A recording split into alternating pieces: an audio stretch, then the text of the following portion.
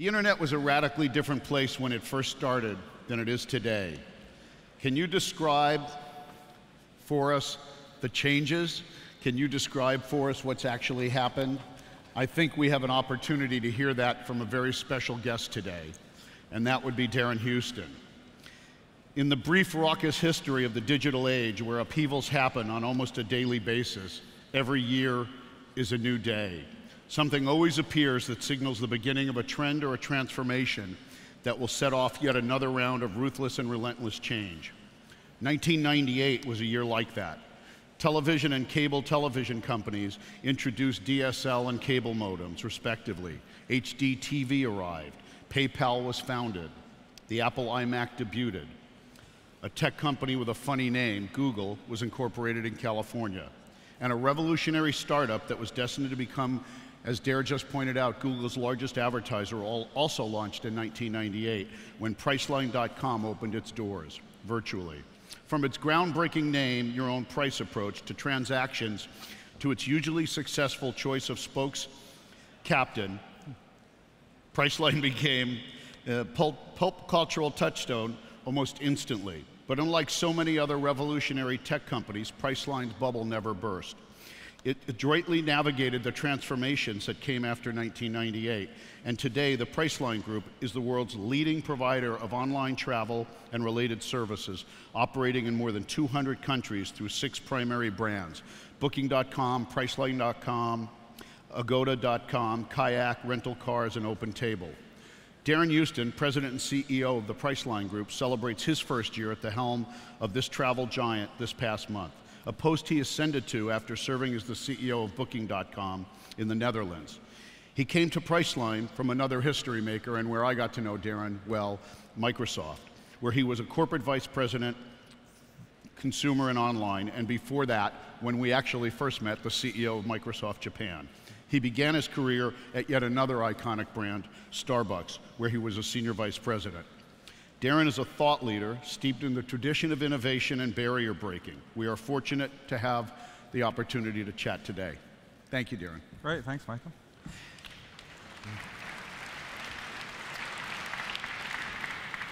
Darren, just to kind of level set for the audience, could you kind of talk about, I gave some names, but could you talk about the foundation of what is today the Priceline Group?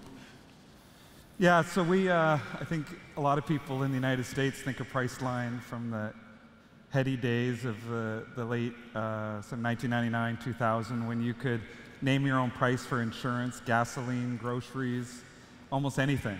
And it was reflective of a time in the internet where there were a lot of gimmicks. I mean, when I was at Starbucks, I was running new ventures and did a deal with a company called Cosmo.com, and they would bring a Tootsie Roll to your house on a bicycle, and expected no tips, no service charge, and they do it in the middle of the rain. And it was one of those amazing times when you believe this couldn't possibly be true. And in Seattle, there was no shortage of rain. And there was no shortage of rain in Seattle, exactly. So those were the early days when Priceline and the Name Your Own Price was born in those days. And frankly, we lost so much money in 1999 and 2000, we still don't pay taxes in the United States because we're working off of the losses from those early years. So that was the beginning of the group, but since then the group, Priceline has certainly matured.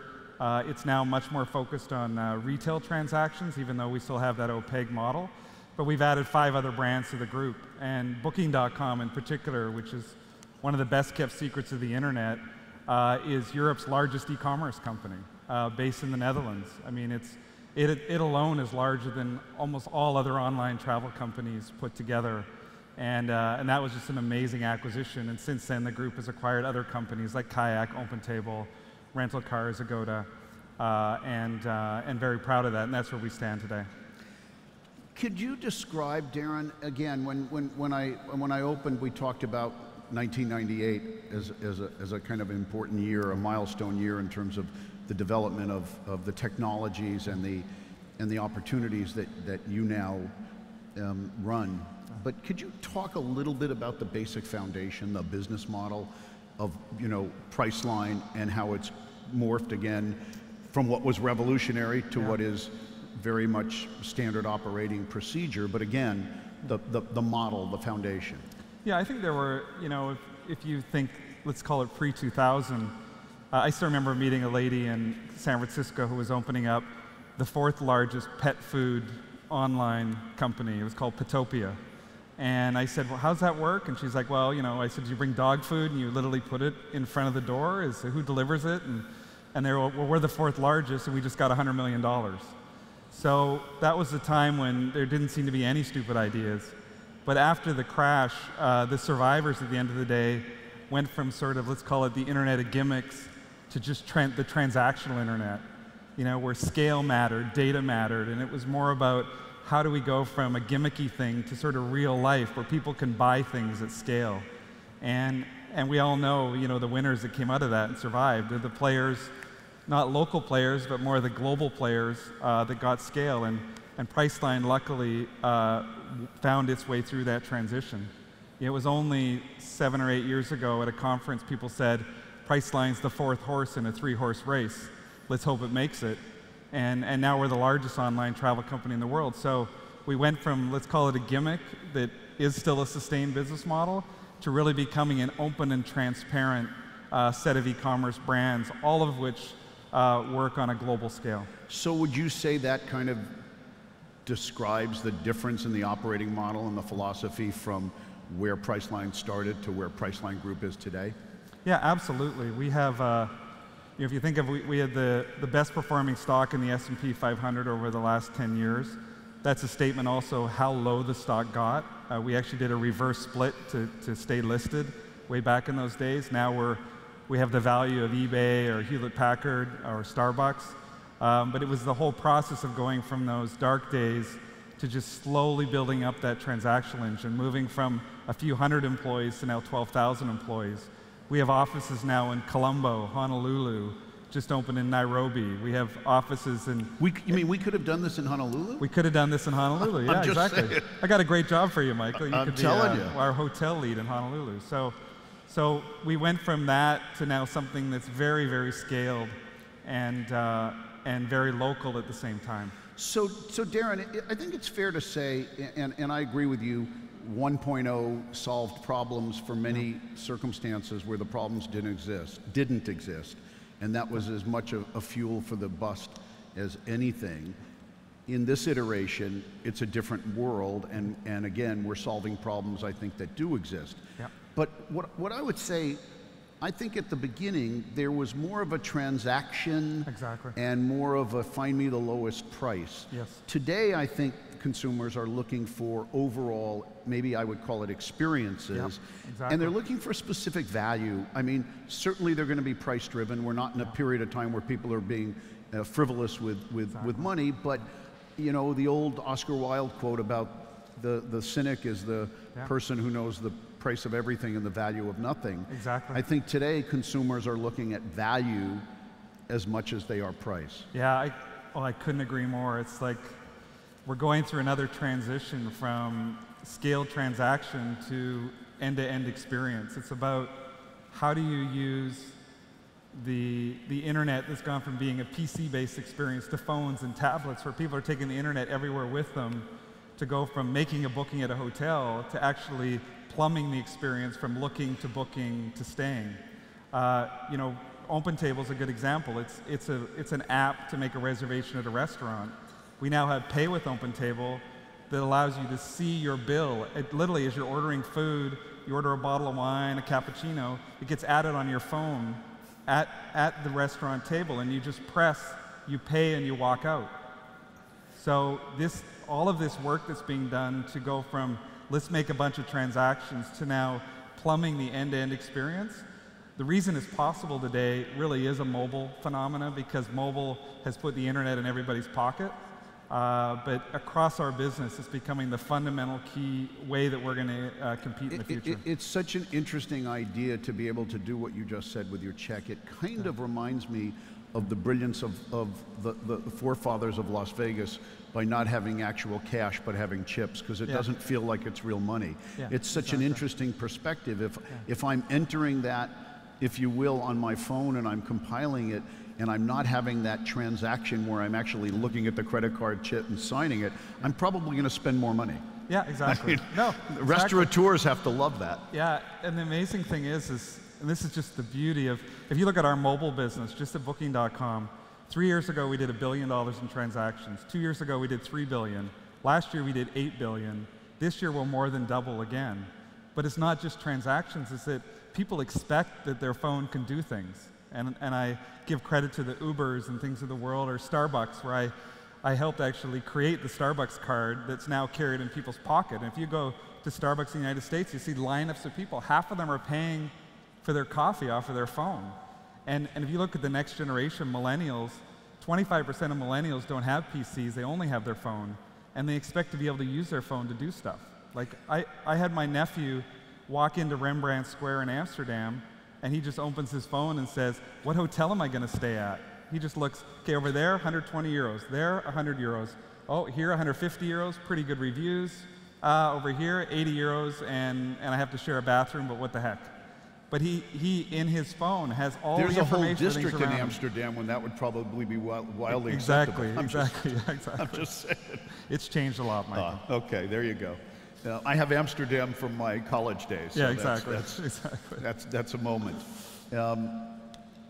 Let's talk about that, though, Darren, because that end-to-end solution. So I haven't been in a hotel yet where I can use my smartphone to open the door, but that's coming. I just saw it in the paper the other day, and I guess there are hotels that now have that capability. Yeah. So I could be working with the Priceline Group from portal to portal. I can start here, and I can open the room when I get there. That's got to be a exciting time, as you say. I'm carrying it in my pocket at this point, and it just makes life easier in terms of communicating with that hotel, communicating with that airline, communicating with that travel partner. Yeah, exactly. So this is all a great dream. The work to get to the dream is really hard. So that's what we do. Like, we're not a horizontal tech company. We're on the ground taking friction out of the experience. We're in Natal in Brazil teaching people about the internet just so they can get on to doing the booking, let alone the end-to-end experience. We're dealing every day with the realities of restaurants and whether or not they're able to connect the point-of-sale system with the thing that goes onto your phone. But that's part of what we're doing, is wiring up, taking out the friction of the local experiences so we can bring these dream scenarios to life. But I'm super optimistic that the world of travel and related services, at least where we are in our vertical, is going to change dramatically in the next, let's call it 3 to 5 years, because the plumbing and the work is being done today to enable that. The same challenge that retailers are facing today, I led a panel of large retailers out in San Francisco during Dreamforce a couple of weeks ago, where the size of this conference is quite extraordinary. At Dreamforce, 140,000 people converge on the city of San Francisco. But we had a group of retailers, and we were talking about the omni-channel world that they need to live in today as retailers. You're in that world. I mean, everything about, again, the foundation being travel and booking and whatnot. Everyone's on the move. You are the omni-channel. How has that changed your focus? Again, you have to get the plumbing right, but how has it changed your focus? Well, this may seem a bit trite, but we don't, in our business, we're the world's leading online travel company, but we don't own airplanes, we don't own hotels, we don't own physical assets. The only assets we have are servers and amazing people. So for us to win in the space, a lot of work goes into empowering our people to create the innovation that's going to drive the next wave. And I always have to make sure that they stay super hungry as well as humble with our partners to be able to deserve the opportunity to succeed. But to me, I spend so much time making sure that we have the right organizational structure. We don't have a team that's larger than 8 people in the company.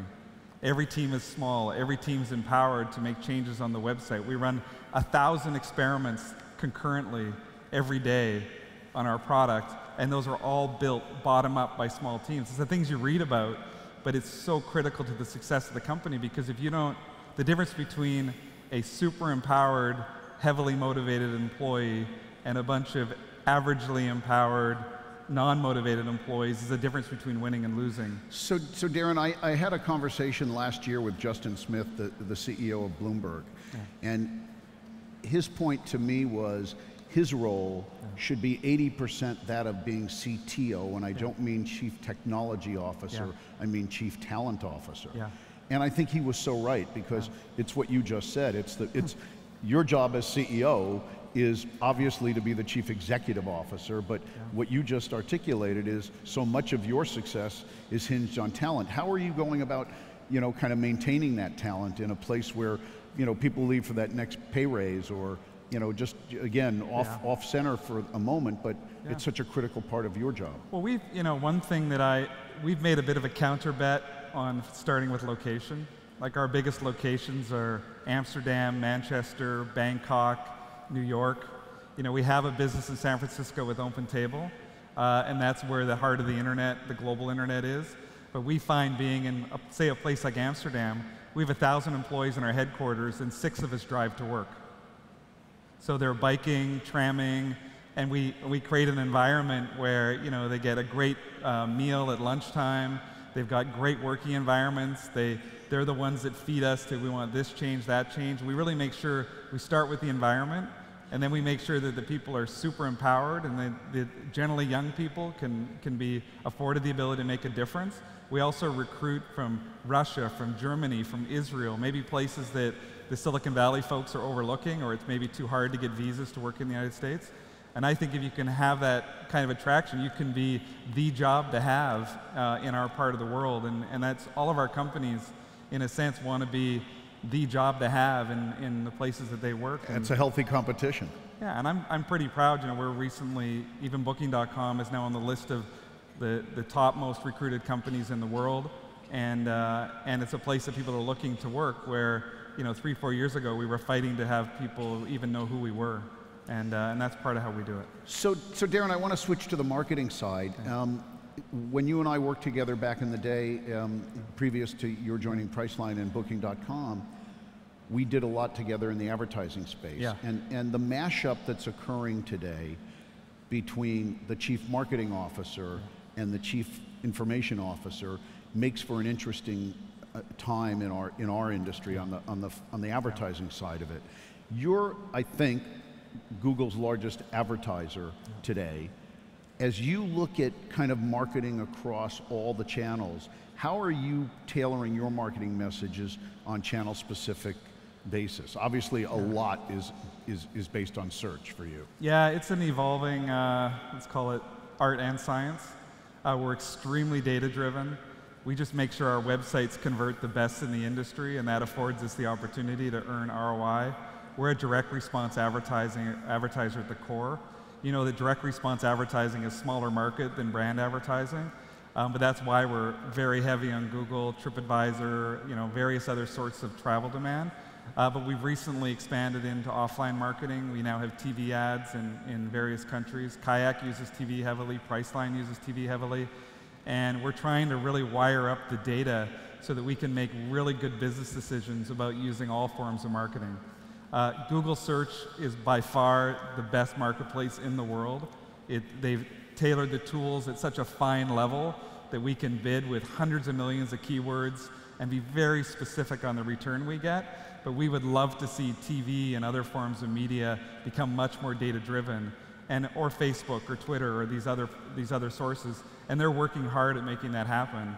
And I always say that we have an endless amount of money to spend if we can find marketing channels that can be data-driven the way that Google is. So Darren, as a final question, we chatted last night about something that we did in the US at Advertising Week on the loss of serendipity and the need to maintain serendipity in marketing. And what you just articulated, I think, is exactly you know, on point, because you need to find that consumer at the right time when they have travel or dining or what have you in mind, and yet the opportunity to reach the consumer. Let me make the car analogy. If I'm a car manufacturer, an auto manufacturer, I always wanted to find Darren Huston when he was in market for a car. His car lease was up, whatever it might be. But as a marketer, serendipity is still so critical to find Darren when he's not necessarily ready for a trip, but all of a sudden, aspirationally, he's ready for a trip, and then you get him. Are your marketing efforts focused I mean, obviously on the data and on the information, but I hope you're not losing the serendipity. No, not at all. I mean, you in this world, you have to continuously experiment with the fringes of what you think truth is. So as long as your people feel empowered, we may never have been able to make a certain type of marketing work, but we have to keep trying and have enough budget being spent in experimentation, because we are constantly finding new sources of demand through, let's call it, random or relatively well thought through ideas.